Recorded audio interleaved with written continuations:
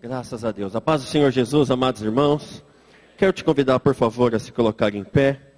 Abra sua Bíblia comigo, por favor, em Atos dos Apóstolos. Atos dos Apóstolos, capítulo 16. Atos dos Apóstolos, capítulo 16, versos 9 em diante.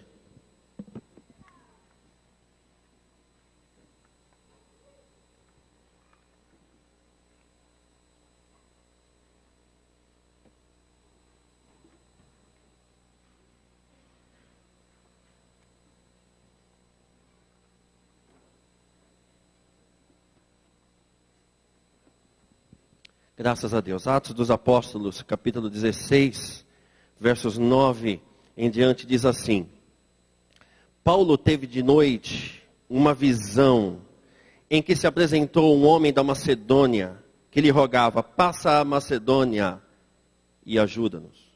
Logo depois desta visão, procuramos partir para a Macedônia, concluindo que o Senhor nos chamava para ali anunciarmos o Evangelho.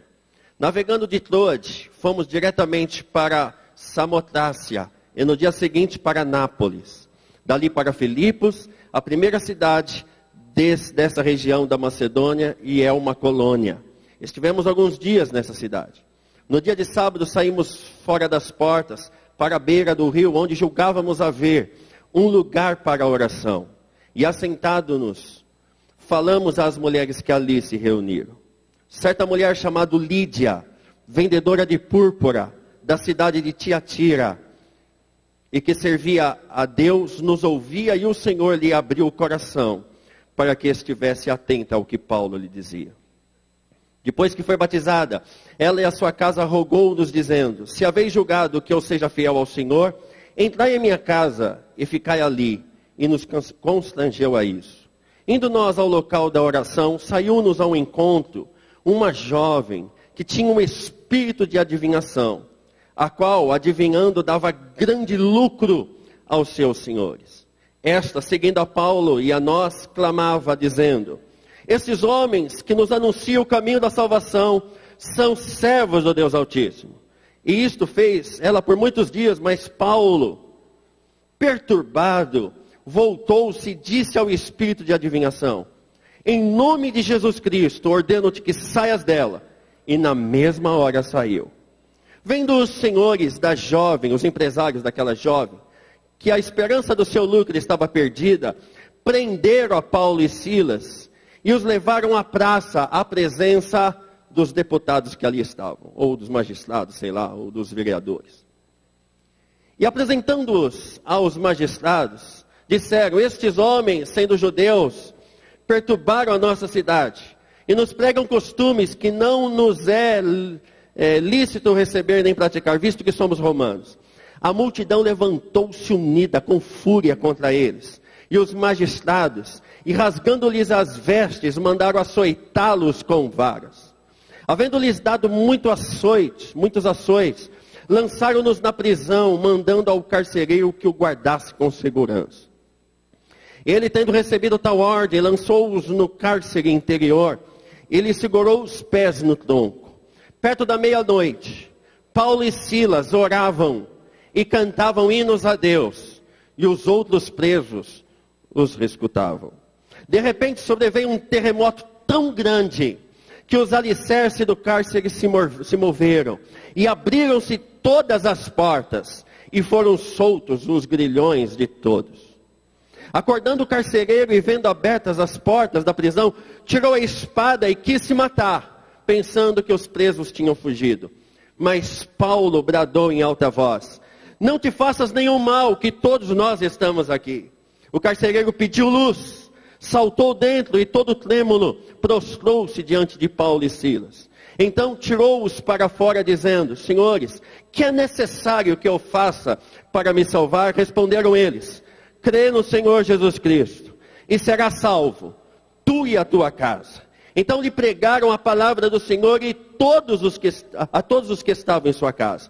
Tomando-os o carcereiro consigo, naquela mesma hora da noite, lavou-lhes os vergões. Então logo foi batizado, e ele e todos os seus. O carcereiro levou-os à sua casa, pôs-lhes a mesa e na sua crença em Deus, alegrou-se ele com toda a sua casa. Você pode dizer amém? Fecha os teus olhos mais uma vez. Senhor, nosso Deus e nosso Pai, nós glorificamos o teu nome, ó Deus, por essa noite. Pelo privilégio de estarmos aqui na tua casa, ó Pai, te louvando, te adorando, te glorificando, te magnificando. E também, Senhor, estamos aqui para ouvir a tua voz. Papai, tenha misericórdia de nós e fale conosco nessa noite especial, nessa noite de celebração e adoração ao teu nome. A tua palavra diz que quem tem ouvidos para ouvir, ouça o que o Espírito diz à igreja. Fale conosco nesse lugar, nessa noite. É a nossa oração. Em nome de Jesus, e o povo de Deus diz, amém. Antes de você se assentar, um minutinho só. Repita comigo, viver na dimensão do centro da vontade de Deus. Vamos repetir?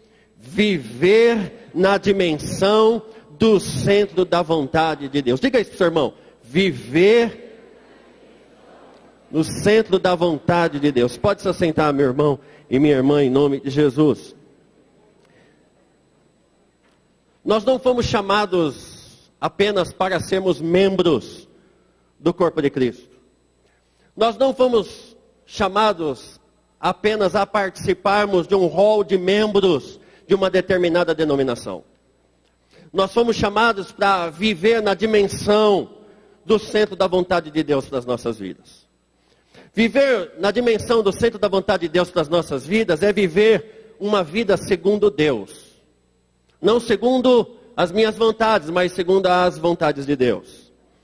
Viver na dimensão do centro da vontade de Deus é viver uma vida à luz do querer de Deus e não à luz do meu próprio querer.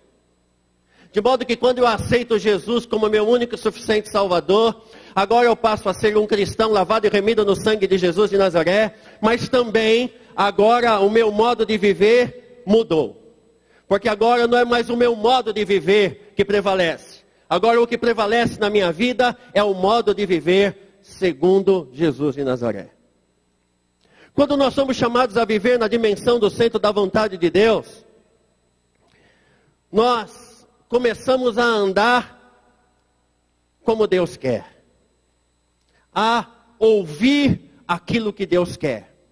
A ver aquilo que Deus quer. A pisar em lugares onde Deus quer que nós pisemos. E não pisarmos em lugares onde nós muitas vezes queremos pisar. Mas devemos pisar no lugar onde Deus quer que a gente pise. Viver na dimensão e na direção do centro da vontade de Deus é também viver os milagres de Deus para a história do nosso viver. De modo que nessa noite eu vim dizer-lhes que Deus quer nos levar a uma dimensão maior. A uma dimensão não natural, mas uma dimensão sobrenatural. Não apenas numa dimensão que se vê, mas numa dimensão que não se vê. Viver o sobrenatural de Deus. Então, quando nós somos chamados a viver na dimensão do centro da vontade de Deus, nós somos chamados a viver também os milagres de Deus para a história das nossas vidas. Eu venho aqui nessa noite dizer isso para você, dizer isso para nós. Deus está nos chamando para vivermos uma vida mais afinada com Ele, porque Ele vai começar a revelar a sua glória na minha vida e na sua vida, se você quiser pegar nas mãos dEle e andar segundo a vontade dEle. Queridos, nós fomos chamados para viver milagres. Diga para o teu irmão, nós somos chamados para viver milagres. Porque quem anda na dimensão do centro da vontade de Deus, anda experimentando e vendo milagres. E Deus está dizendo à Igreja Evangélica Canaã nessa noite, que Ele quer nos levar a uma dimensão maior. A andarmos em lugares sobrenaturais com Deus. Termos visões de Deus, sonhos de Deus, ouvir Deus, como você está me ouvindo aqui, audivelmente. Deus quer nos levar a uma profundidade maior na sua presença. E Ele quer revelar os segredos do coração dEle, para o coração daqueles que estejam dispostos a andar na dimensão do centro da sua vontade. Minha pergunta nessa noite é, você quer entrar numa dimensão maior no centro da vontade de Deus? Porque quando nós resolvemos entrar nessa dimensão no centro da vontade de Deus, a gente começa a ver milagre o dia todo, todo dia. Porque milagre no dicionário Aurélio significa feito ou ocorrência extraordinária, que não se explica pela lei da natureza. É um acontecimento que produz admiração, surpresa, espanto, prodígio e maravilhas. Você quer andar nessa dimensão com Deus? Você quer andar? Paulo, o apóstolo, cria em milagres.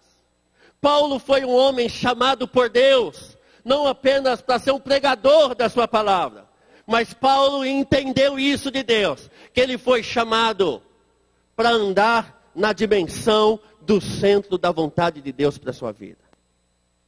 E andar no centro da vontade de Deus para a sua vida era andar segundo o querer de Deus. Era andar segundo a vontade de Deus. E ele sabia que andar segundo a vontade de Deus, ele tinha que renunciar a algumas coisas. Ele tinha que deixar o velho para experimentar o novo. Ele tinha que deixar a vida do passado, em que odiava cristãos, e agora, lavado e remido no sangue do Cordeiro, ele foi chamado para ser muito mais do que um pregador. Ele foi chamado para andar na terra, no centro da vontade de Deus. Diga para o teu irmão, você foi chamado para viver no centro da vontade de Deus. Algumas lições à luz dessa história que nós lemos aqui. Para quem quer viver na dimensão do centro da vontade de Deus e experimentar os milagres de Deus para a sua vida. Primeira lição, entenda que as aflições também podem fazer parte do plano de Deus para as nossas vidas. Aliás, a palavra adorador, se você analisá-la na língua portuguesa, ela tem 2 vezes a palavra dor. Ador, ador. Porque Jesus disse, no mundo tereis aflições. No mundo tereis e passareis por angústias. Mas se você quer andar no centro da minha vontade, tenha bom ânimo. Aguente. Permaneça fiel. Se sustente em mim. Porque as lutas vão passar. As angústias vão bater. Mas tenha certeza absoluta que comigo você é mais do que vencedor. Pelo poder que há no nome de Jesus de Nazaré. Turbulências, dificuldades, perseguições, dores, aflições, problemas 1000, não são essencialmente indícios de que você está fora da vontade de Deus. Pelo contrário, por vezes este é o sinal de que realmente você está fazendo a vontade de Deus. Quem está passando luta aqui? Levanta a mão. Louvado seja Deus. É claro que tem lutas que eu passo porque eu procuro. Mas tem lutas que eu passo porque eu sou fiel a Deus. Tem lutas que a gente passa na vida que a gente causa. Quando fala que não deveria ter falado, e aí passa a luta. Quando se levanta contra alguém quando não deveria ter se levantado, ou responde para o pai, ou responde para a esposa, ou bate boca, vai catucar, passa a luta. Mas não é este caso aqui.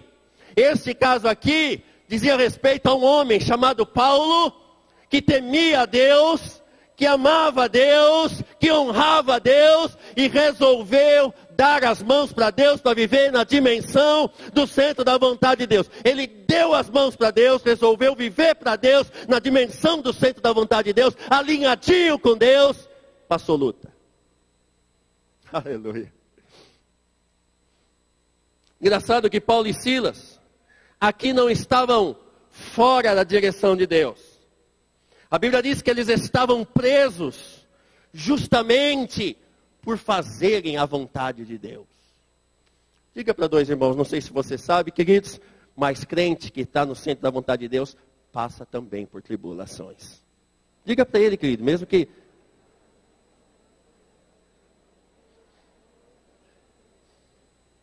Paulo estava pregando a palavra, Paulo estava pregando o evangelho com poder, E aí resolveu Deus, numa noite, estava tudo andando muito bem, sucesso no ministério, Deus honrando a vida de Paulo, Deus curando através de Paulo, Deus realizando prodígios através de Paulo, até que Deus, numa noite, aparece para Paulo numa visão. E um moço da Macedônia apelando para Paulo, e esta visão foi uma visão de Deus. E esse moço dizia: Paulo, passe a Macedônia e nos ajude. A Bíblia diz que assim que ele recebeu essa visão de Deus, ele se levanta, porque ele vivia na dimensão do centro da vontade de Deus. Ele se levanta com poder e vai para a Macedônia.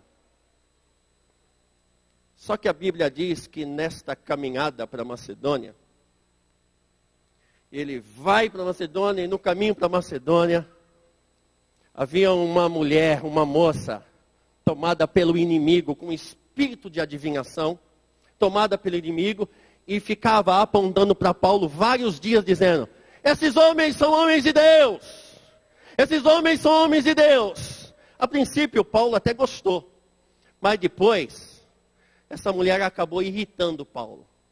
E Paulo, tomado pelo Espírito Santo de Deus, ele aponta o dedo para o espírito de adivinhação que estava sobre esta moça, e Paulo diz: eu te repreendo em nome de Jesus. A Bíblia diz que aí Paulo arruma um problemão. Diga problemão.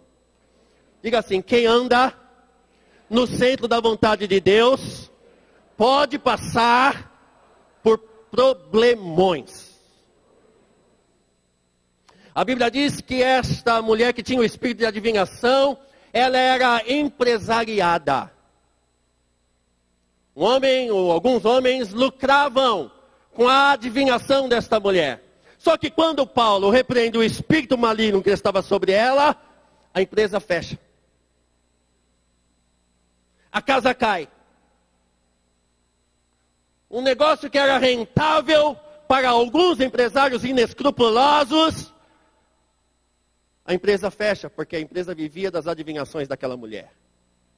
A Bíblia diz então que esses empresários revoltados foram procurar os magistrados, os políticos da sua época, alguns maus vereadores, outros maus deputados, enfim, eles procuram alguns políticos dessa cidade, e eu entendo, se fosse nos dias de hoje, eu acho que esses empresários deram uma espécie de um mensalão para esses magistrados, e eles recebem a propina e estimulam o povo a se levantar contra Paulo e Silas. A Bíblia diz que, enfim, eles condenam a Paulo sem passar por julgamento algum. Eles condenam a Paulo e Silas, então, caem dentro de um xilindró.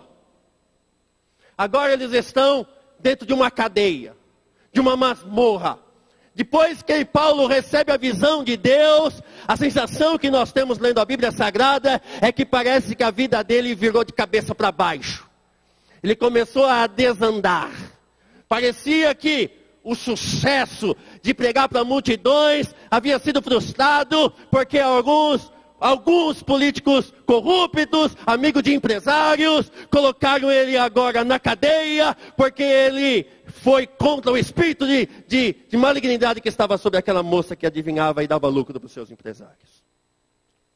A Bíblia diz então que Paulo e Silas vão para a cadeia, são amarrados, são acorrentados, num lugar frio, úmido, escuro, mas a Bíblia diz que naquele lugar, a Bíblia diz que eles começaram a orar, começaram a cantar, e começaram a cantar, e começaram a orar, e começaram a cantar, e começaram a orar, sem entender, passando pela provação, mas andando de mãos dadas com Deus, no centro da vontade de Deus, debaixo de lutas e de perseguição. Eles começaram a orar, eles começaram a cantar, eles começaram a orar, e eles começaram a cantar, e Deus se levantou do seu trono, deu um terremoto no meio da cadeia, e Deus os libertou daquela prisão. E a Bíblia diz então que o carcereiro, vendo aquilo, pensa em se matar.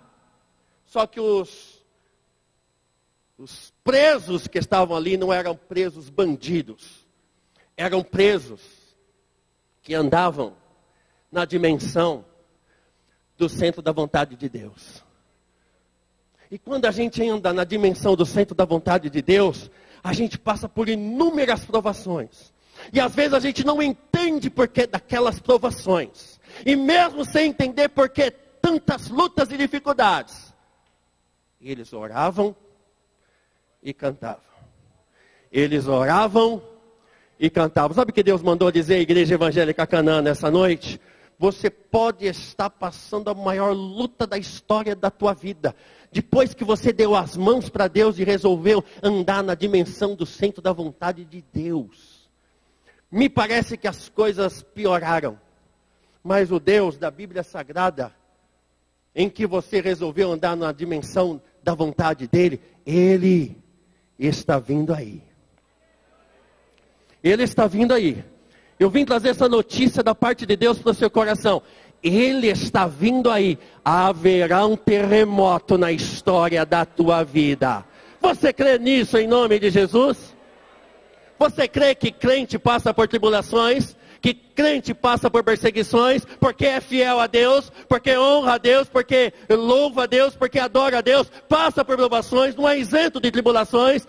Você crê nisso? Mas creia também que o Deus em que você deu as mãos para Ele, para andar na dimensão do centro da vontade dEle, esse Deus vem aí. E vai haver terremoto. Diga para alguns irmãos que estão do seu lado, Ele vem aí e vai ter terremoto.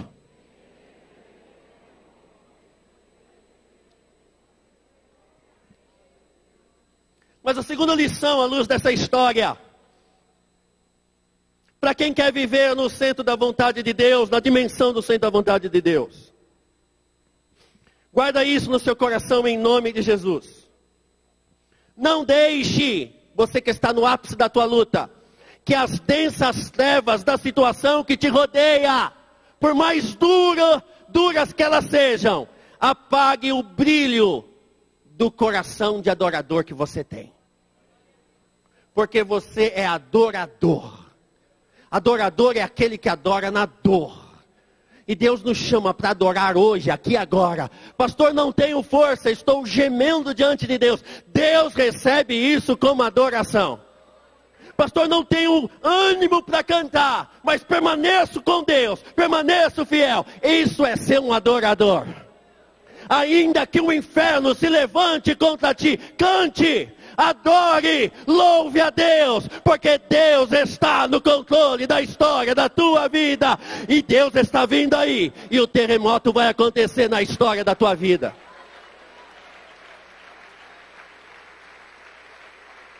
A Bíblia diz que perto da escuridão da meia-noite, Paulo e Silas, verdadeiros adoradores, foram jogados numa masmorra úmida, escura, fédida no interior.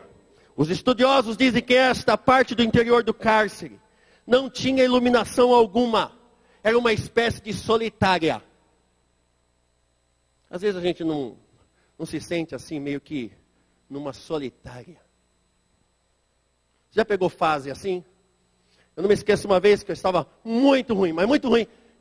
Pastor Rogério e eu orávamos com alguns vasos de Deus, sempre, semanalmente. E aí, um monte de gente ia orar, vários vasos de Deus. E aqui dia, sabe quando você sai de casa dizendo, Senhor, que você abre a Bíblia e cai assim, e Judas foi se enforcar. Ou aquele dia que você abre a Bíblia e que cai nas páginas brancas, você fala, Senhor. Você fala, bom, eu vou sair com o pastor Rogério, nós vamos lá nesse encontro de vasos para orar. E o Senhor te peço encarecidamente, hoje, somente hoje, eu preciso que o Senhor fale diretamente comigo. Aí Deus tomava os vasos, ia para o meu lado direito, profetizava para esse, para aquele. Eu disse, meu Deus, está passando perto, Senhor. Puxa ele para cá, puxa ela para cá. E os vasos eram tomados. E sabe aquele dia que Deus fala com todo mundo, menos com você? Aquele dia que parece que você está numa solitária fria, e que todos se esqueceram de você, ou que você dá até ideia para Deus dizendo, Senhor, Toca o coração da pastora Dagmar para ligar para mim. Toca naquele profeta de Deus, Senhor, que ele se lembre de mim, ligue para mim para entregar algo de Deus. E aquele silêncio. Mas o silêncio de Deus não apagou o brilho do coração desses adoradores. A luta, por mais pesada que estava, não apagou o brilho. Deus sabe que muitas vezes você vem aqui se arrastando. Isso é de Deus, hein? Deus sabe que você veio hoje aqui contrariado, mas veio, porque você disse, não, eu vou lá. Eu quero estar no lugar onde Deus está sendo adorado. E mesmo tendo pouca força, você veio e deu um glória a Deus. Pai procura verdadeiros adoradores que o adorem em espírito e em verdade. E Deus veio hoje aqui porque Deus se agradou de você. Diga para o teu irmão, Deus se agradou de nós.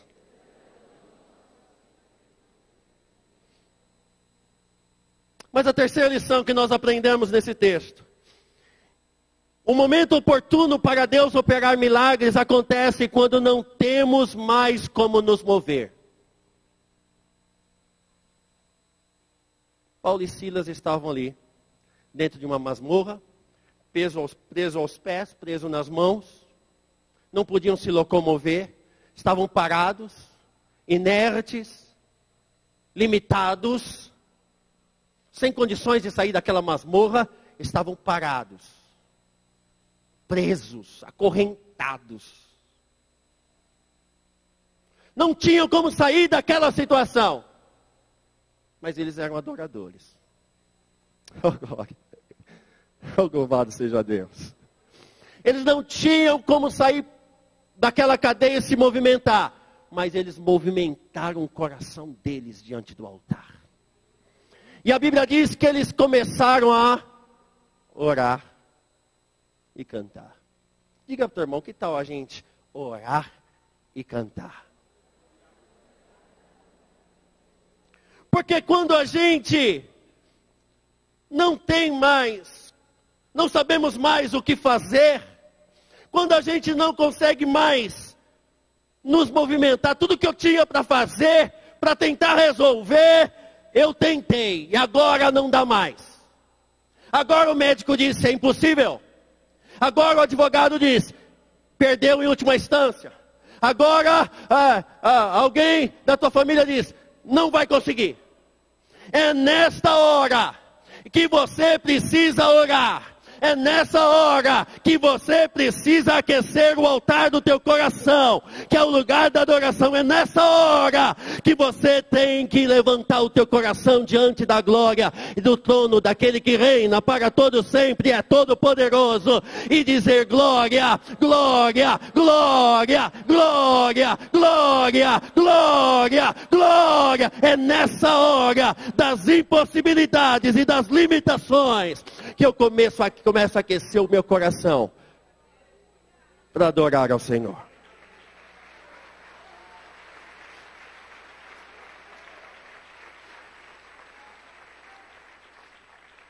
Deus agiu, sabe por quê? Porque prisões não prendem Deus.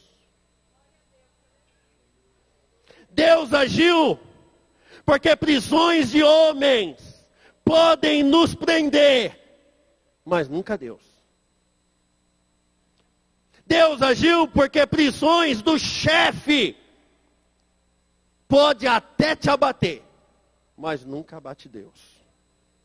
Deus agiu porque prisões do diagnóstico médico podem até nos prender, mas não prende as mãos de Deus de agir. E eu venho aqui na autoridade daquele que tem todo o poder, para dizer para você que Deus está aqui e Deus se agradou da tua adoração. quanto você trabalha para Deus, que você louva a Deus, que você aquece o coração para Deus, mesmo sem saber o que vai ser do amanhã, porque você já está perdendo perspectiva, mas não deixou apagar a chama da adoração no teu coração. Deus está se levantando do seu trono e Deus está se movendo em teu favor. Diga para dois irmãos, Deus está se movendo em seu favor.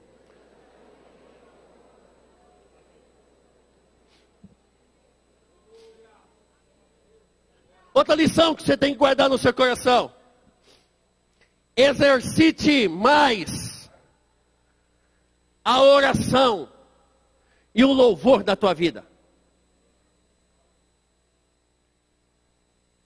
Ore mais, adore mais, porque crente que anda no centro da vontade de Deus, apesar das lutas que estão aqui, ele anda na dimensão de Deus e já está vendo Deus agindo lá.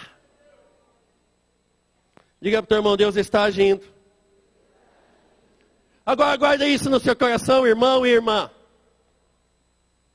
Andar no centro da vontade de Deus, você acaba se tornando esquisito.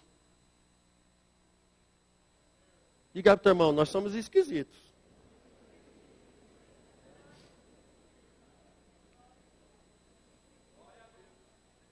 Porque vamos ser sinceros, irmãos. Paulo aqui tinha todas as razões para estar triste com Deus, revoltado contra Deus. Mas você nunca vê Paulo dizendo, Senhor, ou Senhor, dá, ou estou fora. Se o Senhor não é Deus, eu rasgo a Bíblia. Ou dá ou desce. Você em nenhum momento vê Paulo reclamando que depois que ele teve a visão de Deus, a vida dele começou a degringolar. Você não vê Paulo reclamando? Você não vê Paulo reclamando da visão que ele recebeu de Deus? Ou Paulo duvidando se aquela visão tinha sido de Deus mesmo ou não? Ou Silas, que estava do lado, talvez poderia dizer, Paulo, você tem certeza que foi Deus quem falou com você? Alguém já disse isso para você? Você tem certeza que você está no caminho da verdade? Você já ouviu isso? Você já ouviu isso? Você não percebeu que depois que você aceitou Jesus, você começou a passar por muitas tribulações? E tem até aqueles mais endiabrados, ou endemoniados, que dizem, naquela época você ia para os bailes funk comigo. E hoje aí você fica ouvindo música de crente. Naquela época nós juntos sentávamos e meditávamos nas Playboys. E hoje aí você fica meditando na Bíblia, que prazer tem nisso? Antigamente nós fumávamos um baseado junto e viajávamos.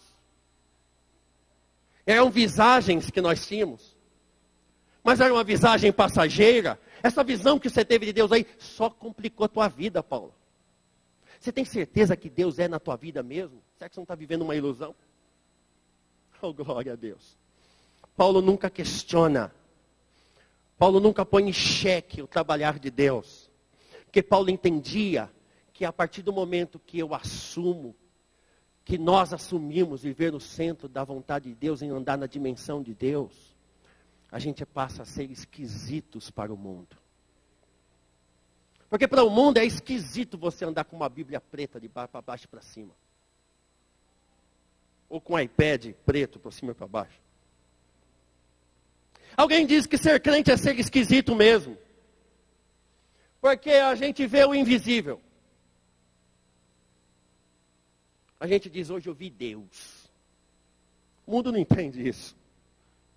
Ser crente é ser esquisito porque a gente toca em Jesus todo dia. Ser crente é ser esquisito porque a gente crê quando todo mundo está descrendo. Ser crente é ser esquisito porque para ser forte tem que ser fraco. Porque o poder de Deus se aperfeiçoa nas nossas fraquezas. Aleluia por isso. Ser crente é ser esquisito porque quando alguém bate na nossa face, a gente não revida, a gente oferece a outra. Esse negócio é esquisito. Ser crente é ser esquisito porque para a gente ser exaltado, a gente não pode se exaltar. A gente tem que se humilhar. Diga ao teu irmão, ser crente é ser esquisito. De modo que quando a minha esposa diz uma palavra atravessada para mim, eu conto 1, 2, 3, 4, 5, 6, 7, 8, 9, 10. E digo para ela, meu bem amado. Ser crente é ser esquisito, porque a gente tem que amar, não aqueles que nos amam, mas aqueles que compram os magistrados para a gente ser preso. No caso de Paulo. Ser crente é ser esquisito, porque apesar de todos os escândalos que nós estamos vendo da Petrobras, é não sei o que, é mensalão, é mensalinho, a gente tem que orar pelo presidente ou pela presidente da nossa nação e todas as autoridades constituídas lá. Isso é esquisito isso. Diga ao seu irmão, não é fácil viver no centro da vontade de Deus, não.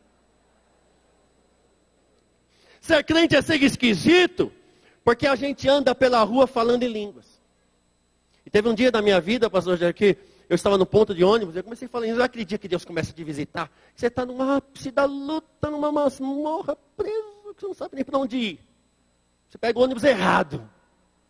Você acorda de manhã e diz para o seu cachorro, Duda, bom dia. Ali.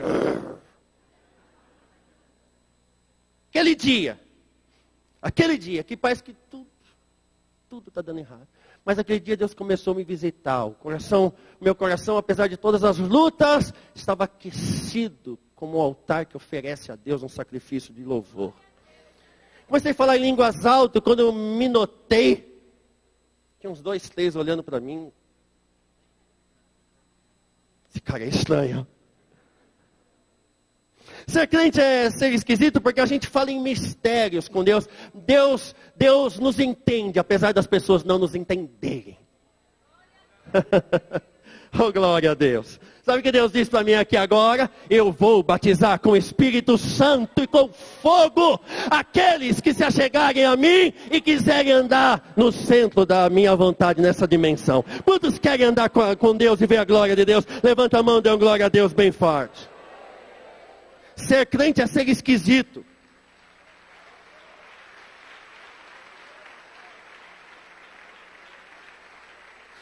Ser crente é ser esquisito porque a gente conversa com Deus. E ainda a gente diz para as pessoas, Ele me ouviu. E Ele me respondeu. Oh, glória a Deus. Deus quer que saiamos da normalidade, do ordinário, e entremos num estágio de anormalidade. E a gente só anda nesse estado de anormalidade e experimentamos o sobrenatural. Aquilo que os olhos não viram, nem aquilo que subiu ao coração do homem. A gente começa a experimentar quando a gente resolve não apenas ser crentes, mas andarmos na dimensão do centro da vontade de Deus para as nossas vidas. Agora guarde isso no seu coração. Guarde isso no seu coração. A profundidade da sua adoração, em meio a essas tantas lutas, determinará a intensidade do agir de Deus na sua vida. Pastor, eu estou gemendo.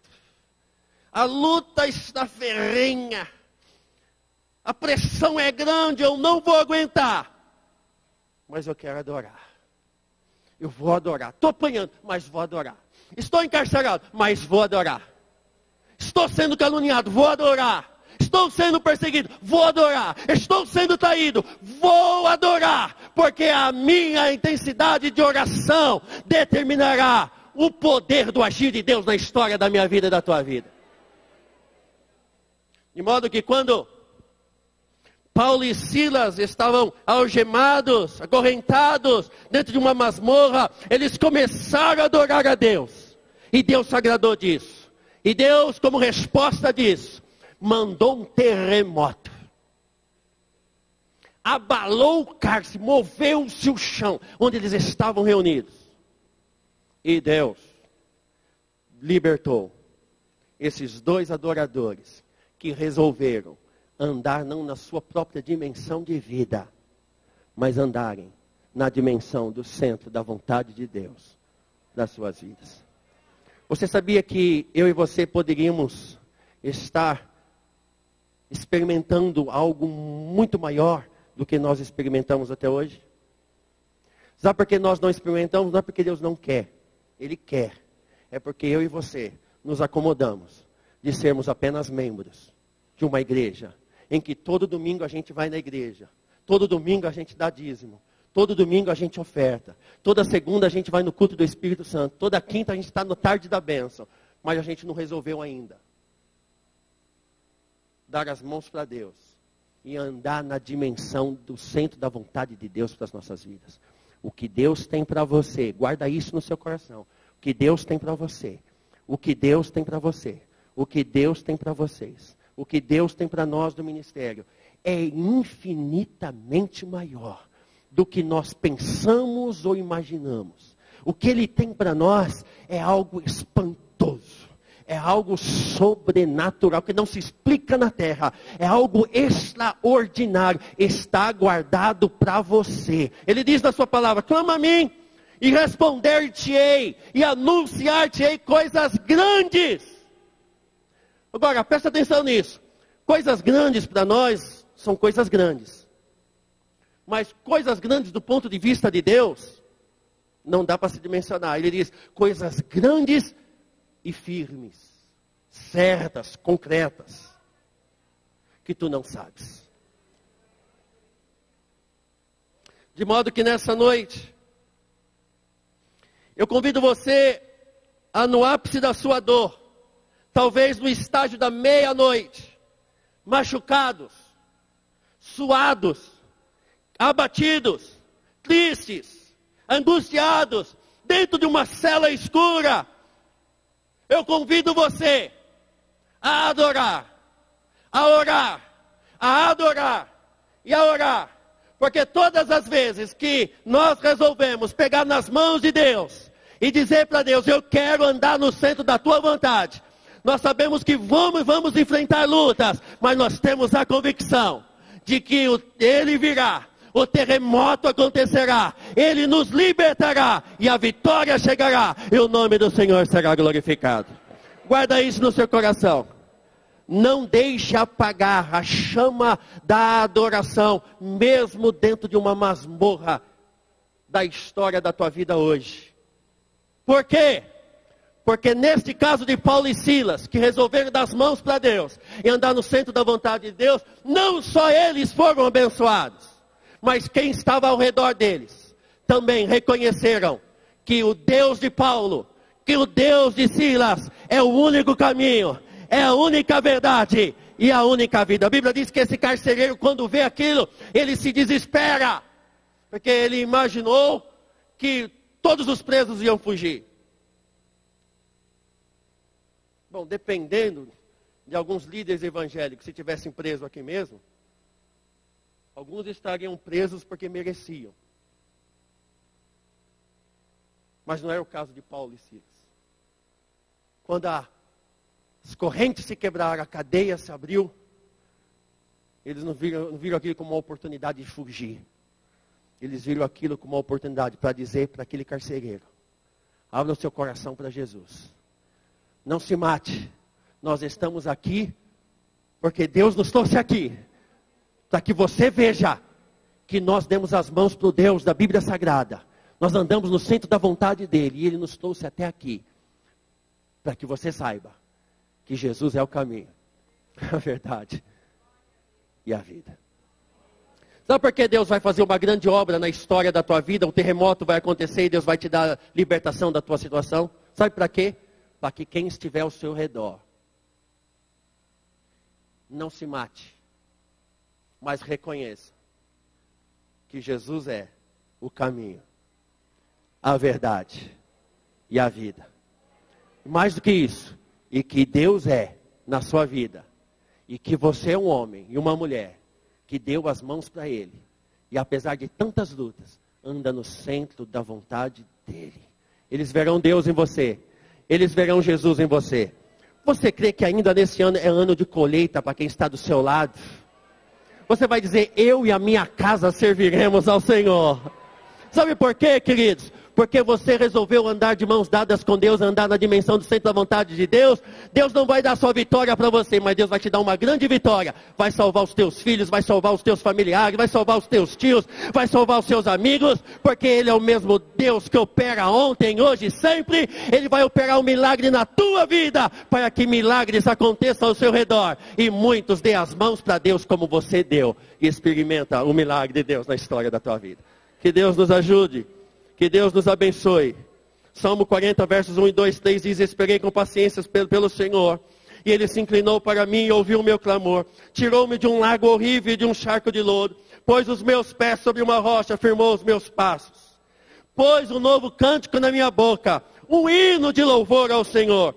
Muitos verão, meus familiares verão, os teus familiares verão, e temerão, e confiarão no Senhor. Bem-aventurado o homem que põe no Senhor a sua confiança. O nosso Deus está conosco e nos dá vitória.